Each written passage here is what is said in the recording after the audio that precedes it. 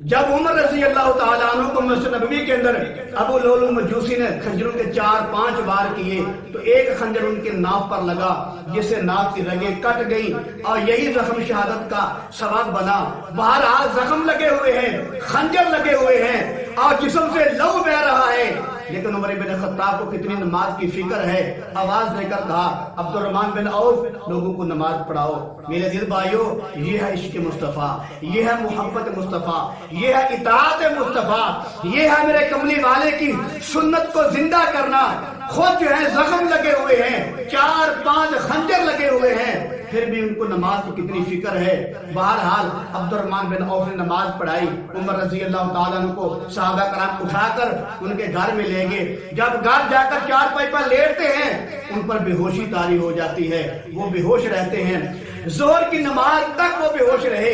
جب ظہر کی نماز کا وقت آیا، اب صحابہ کرام پریشان ہیں، نماز کا وقت ہو چکا ہے۔ عمر بن خطاب جو ہیں یہ بے ہوشی کی حالت میں ہیں، ان کو کیسے جگایا جائے؟ ایک آدمی پاس کھڑا تھا، اس نے کہا کہ امیر المومنین کے کان میں کہو حضرت صاحب نماز کا وقت ہو چکا ہے، نماز ہو چکی ہے، آپ ان کے کان میں کہو، یہ فکر کے ساتھ اٹھ کے بیٹھ جائیں گے۔ ویسے ہی تھا، قسم خدا ایسے ہی ہوا۔ ایک صحابی نے عمر رضی اللہ تعالیٰ عنہ کے کان میں کہا حضرت صاحب نماز ہو چکی ہے، نماز کھڑی ہو چکی ہے۔ جب یہ بات کہی عمر رضی اللہ تعالیٰ فوراً اٹھ کر بیٹھ گئے، بے ہوشی کے عالم میں تھے، اٹھ کر بیٹھ گئے، اپنے زخموں کے اوپر پٹی کو رکھا، وہ بھی جو ہے خون سے تر ہو گئی۔ پھر لوگوں سے کہا کہ پانی لا کے دو، لوگوں نے پانی لا کر دیا۔ چارپائی پر بیٹھے ہوئے ہیں، زخمی حالت کے اندر ہیں، کتنے خنجر لگے ہوئے ہیں، وہاں چارپائی پر بیٹھے بیٹھے انہوں نے وضو کیا، نماز جو ہے شروع کر لی۔ میرا عزیز بھائی، یہ ہے نماز پڑھنے والے۔ یہی وجہ ہے کہ ان کے بارے میں قرآن کہتا ہے فَإِنْ آمَنُوا بِمِثْلِ مَا آمَنْتُمْ بِهِ فَقَدِ اهْتَدَوْا۔ قرآن کہتا ہے اگر تم صحابہ ورگا ایمان لے کے آؤ گے پھر تم کامیاب ہو جاؤ گے۔ تو یہی وجہ ہے کیسی نازک حالت میں وہ نماز پڑھ رہے ہیں۔ تو پھر کیا دیکھتے ہیں، اچانک اندر سے چیخو پکار کی آواز آنے لگتی ہے۔ باہر بیٹھے ہوئے صحابہ کرام، علی رضی اللہ تعالیٰ باہر بیٹھے ہوئے ہیں، عبداللہ بن عباس رضی اللہ تعالیٰ باہر بیٹھے ہوئے ہیں۔ علی رضی اللہ تعالیٰ فرماتے ہیں کہ اچانک اندر سے چیخو پکار کی آوازیں آنے لگی۔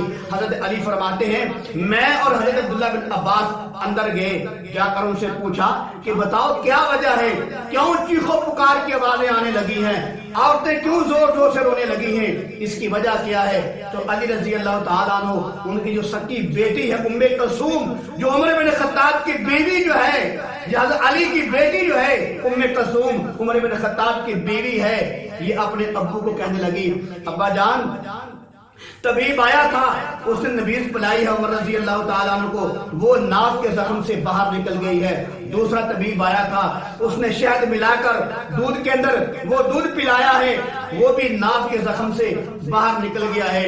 اب طبیب نے کہا ہے، وہ تجربہ کار آدمی ہے، اس نے کہا یا امیر المومنین آپ وصیت کر لو، آپ شام تک زندہ رہ سکتے ہیں، اس کے بعد جو ہے آپ دنیا سے چلے جائیں گے۔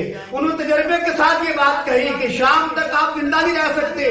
جب یہ بات کہی تو ام کلثوم جو حضرت علی کی بیٹی ہے، عمر بن خطاب کی بیوی ہے، وہ پاس کھڑی تھی، ان کی زبان سے نکلا ہائے عمر چلے گئے، زبان سے نکلا ہائے عمر اب ہم سے جدا ہونے لگے ہیں، اب چلے جانے لگے ہیں۔ میرے عزیز بھائی، عمر بن خطاب زخمی حالت میں ہو، بیوی پاس کھڑی ہو اور طبیب یہ بات کہہ دے اب شام تک یہ زندہ نہیں رہ سکتے، بتاؤ بیوی کے دل پہ کیا گزری ہوگی، ام کلثوم کے دل پہ کیا گزری ہوگی۔ ام کلثوم فرماتی ہیں جب طبیب نے یہ کہا نا کہ یا امیر المومنین آپ شام تک زندہ نہیں رہ سکتے، تو ام کلثوم نے کہا میری گھر کی 4 دیواریں ہل گئی، مجھے ایسے لگا جرا میرا مالی چلا گیا ہے، اب میرا باغ اجڑ جائے گا، میرا سہارا کون بنے گا؟ علی رضی اللہ تعالیٰ عنہ انہوں نے اپنی بیٹی کے سر پہ ہاتھ رکھا، کہا بیٹا یہ دنیا کا نظام ہے، یہ دنیا آنے جانے کا نظام ہے۔ عورتیں رونے لگی، عمر بن خطاب نے کہا خبردار کوئی نہ روئے، جس نے رونا ہے وہ گھر سے باہر نکل جائے۔ تو بہرحال آخری بات عرض کر کے بات ختم کرتا ہوں، وہ جو ابو لولو مجوسی تھا، صحابہ کرام نے اس کو پکڑ لیا، اس کے اوپر چادر ڈالی، اس کو مسجد کے اندر پکڑ لیا، اور جب اس کو پتا چلا اب صحابہ مجھے نہیں چھوڑیں گے، اب مجھے قتل کر دیں گے، تو اس ظالم نے اپنے خنجر سے اپنی گردن کو کاٹ دیا، یعنی کہ اس نے خود کش حملہ اپنے اوپر کر لیا۔